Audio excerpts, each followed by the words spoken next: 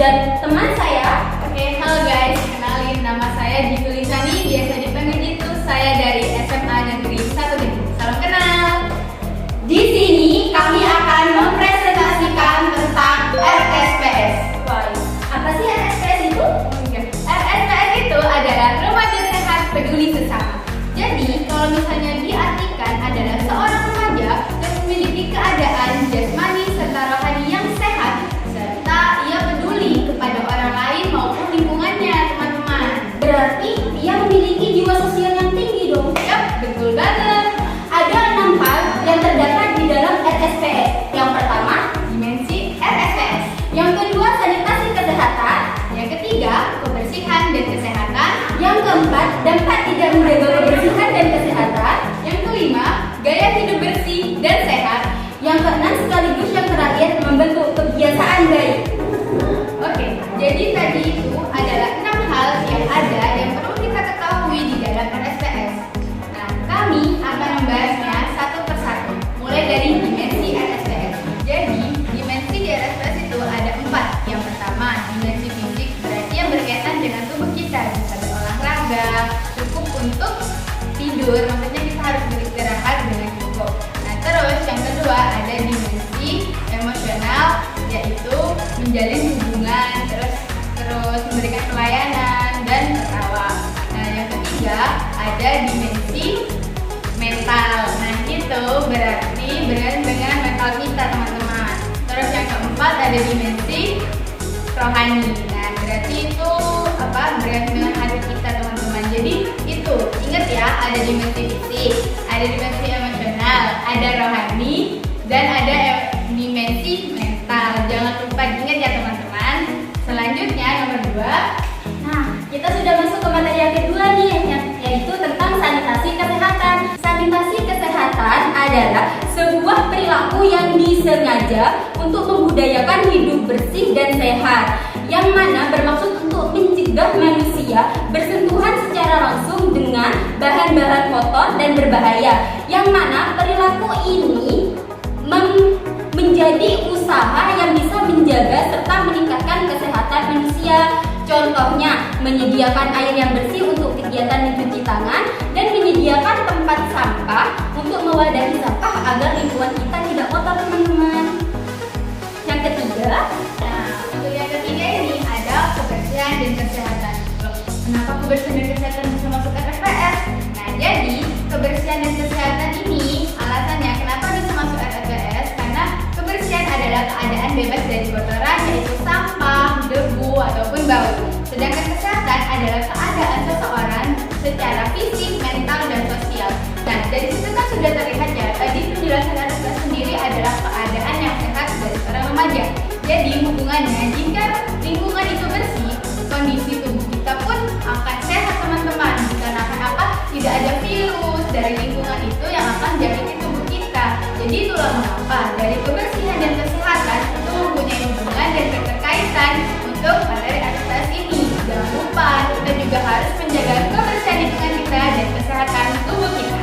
Untuk yang keempat, apakah yang keempat. Nah, tadi sudah dijelaskan kan tentang kebersihan dan kesehatan.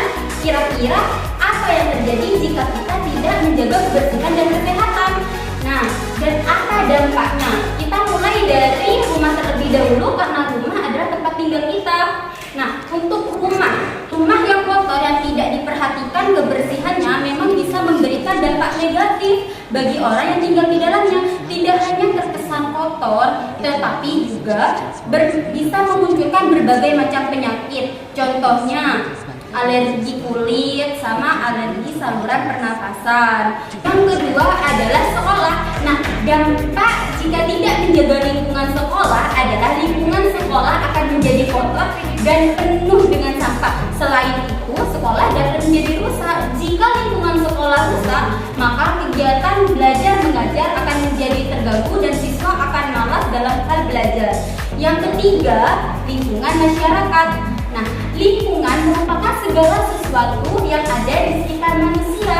Lingkungan juga menyediakan berbagai banyak hal yang dibutuhkan oleh manusia. Namun, kesadaran masyarakat untuk menjaga kebersihan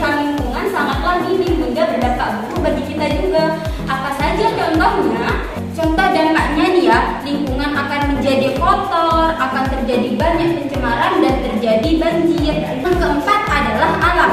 Sama halnya dengan lingkungan masyarakat, alam juga menyediakan banyak sekali sesuatu yang dibutuhkan oleh kita. Namun, jika alam tidak dijaga kebersihan dan kesehatannya, maka dampaknya akan sangat buruk bagi kita, bahkan lebih buruk lagi dari dampak yang dihasilkan oleh lingkungan. Contohnya pemanasan global dan kebakaran hutan. Jika kita sudah tahu dampaknya, maka seharusnya kita menghindari dengan cara yang ada atau solusi dari dampak itu. Nah, caranya bagaimana? Kak Lisa akan menjelaskan. Oke, dari dampak yang akan terjadi itu perlu solusi teman-teman. Jadi caranya itu kita perlu gaya hidup bersih dan sehat. Ingat, bersih dan sehat ya. Yang pertama, menjaga pola makan. Kita harus makan dengan teratur teman-teman dan memerlukan zat gizi yang kita perlukan.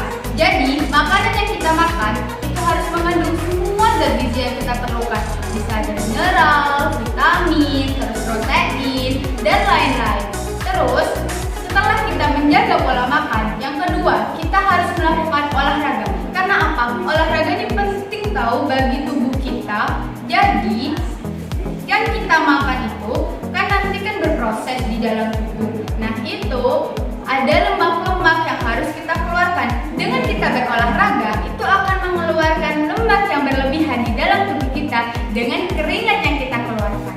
Nah udah satu, udah dua, terus yang sekarang ketiga. Yang ketiga adalah membuang sampah pada tempatnya.